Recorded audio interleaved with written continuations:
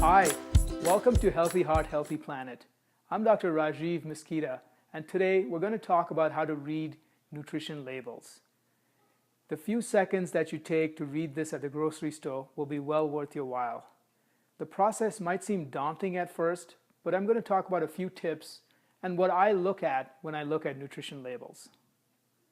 So let's go ahead and start. The label begins with a listing of serving size. This can be a cup, tablespoon, grams, or pieces. It is important to pay attention to this. As a nation, we consume far too much. One of the benefits of a low-fat, plant-based diet is that it would be difficult to consume too many empty calories. If you are having difficulty losing weight, then you will have to keep track of your daily calories.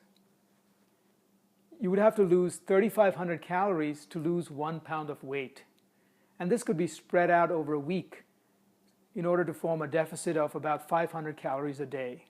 So for those of you who are having difficulty losing weight, keeping track of calories would be a good idea. And there are some great options in which you could use to help you.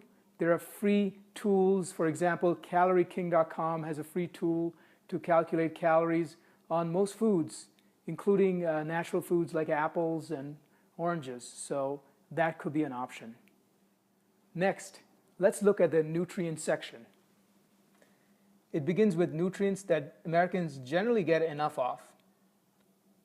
When scanning the label, we're trying to look for a product with a total fat content as close to 0 as possible.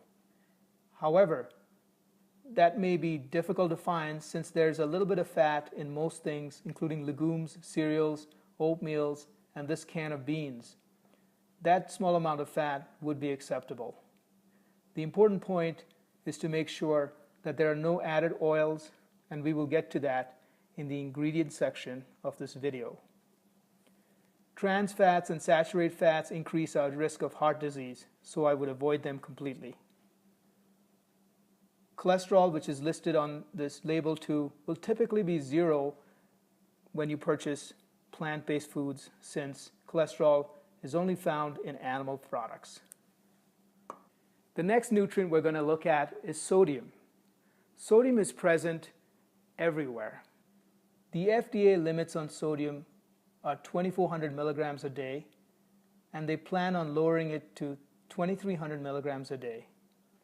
However, the American Heart Association says that adults should consume less than 1,500 milligrams of sodium a day, unless you're an athlete or are exposed to heat and sweat a lot. This is down from their previous recommendation of 2,300 milligrams of sodium a day. The reason that they have done that is because of the link between sodium and high blood pressure. This is a constantly evolving area, and I'm sure there will be more to follow as new research takes place. According to the stats in the American Heart Association, about 12% of the sodium we eat occurs naturally in foods, while more than 75% comes from sodium that is added to foods during processing. So actually, the biggest contributor of sodium to our diet is not from the salt shaker, but from sodium added to processed foods. So it would be important to read the labels. Interestingly enough, it may not be just the pretzels that are contributing a lot of salt to your diet, but also breads, rolls, and soups. Here is an example of a small can of soup which contains 760 milligrams of sodium per serving. Since it has 2.5 servings, the whole can contains 1,900 milligrams of sodium, which is more than what the American Heart Association recommends as a daily allowance. So, it is especially important to read the label and look at the sodium content. Next on the list is fiber. Most Americans don't get enough fiber in their diet. The recommended amount of fiber is 25 to 35 grams a day, according to the Institute of Medicine. The average adult eats half of that, or 15 grams a day. The best sources of fiber are beans, peas, whole wheat flour, barley, and fruits like prunes and berries. Other great sources include lettuce, dark leafy greens, broccoli, cauliflower, sweet potato, carrots, pumpkins, snap beans, cabbage, whole wheat pasta, and oats. There are actually two different kinds of fiber, soluble and insoluble fiber. Soluble fiber dissolves in water and is found in peas, oatmeal, beans, apples, pears, strawberries, and blueberries. Soluble fiber is linked to lowering LDL cholesterol, it regulates blood sugar, and also lowers the risk of heart disease and type 2 diabetes. Insoluble fiber, which does not dissolve in water, is found in whole grains, brown rice, bulgur, wheat bran, carrots, cucumber, green beans, dark leafy vegetables, grapes, tomatoes. It also helps prevent constipation and makes you feel full, and this is important if you are trying to lose weight. The next nutrient is sugar. The problem with sugars is that they provide calories without any added nutrients. It plays a role in dental disease as well as weight gain and diabetes. There are two types of sugars in the American diet: naturally occurring sugars and added sugars. Natural sugars are found naturally in foods such as fruit and milk, while added sugars have names such as corn syrup, brown sugar, high fructose corn syrup, honey, evaporated cane juice, malt sugar, and molasses.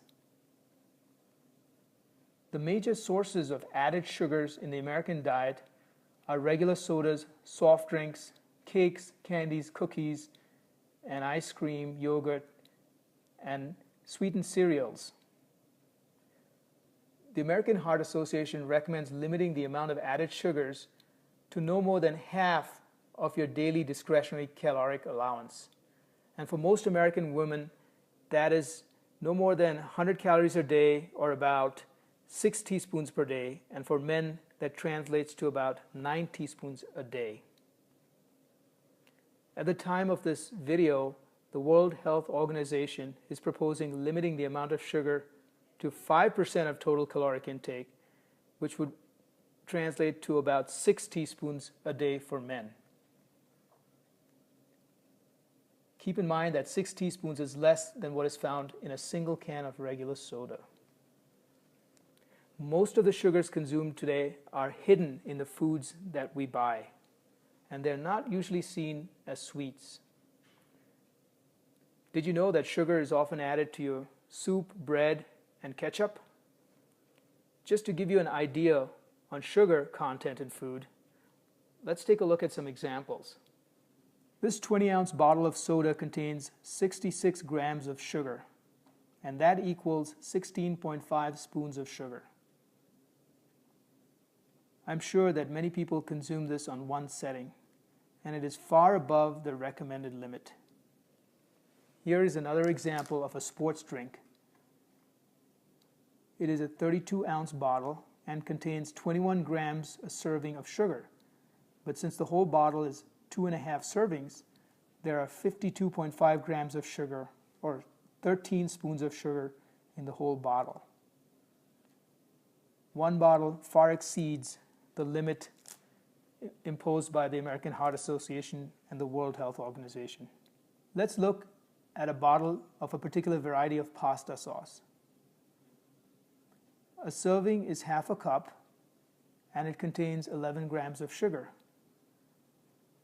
And this would equal approximately half a candy bar.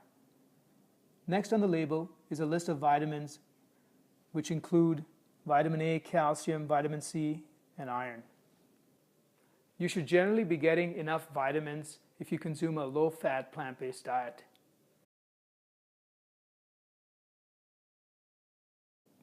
Be sure to check with your doctor or dietitian regarding your requirements for calcium. If you drink almond milk, it is usually fortified with calcium. Finally, I look at the ingredient list. This is one of the more important parts of the scan. Ingredients are listed in descending order of weight. so the first ingredients listed are present in the highest quantity. I look for products without any added oil and minimal, if any, sugar. If you see oil listed in the ingredient list, but the total fat content is reported as 0, and you are following the diet recommended in our book, I would avoid this product. I hope that this video has been useful to you and can help you make helpful choices at the grocery store. Here's to your good health.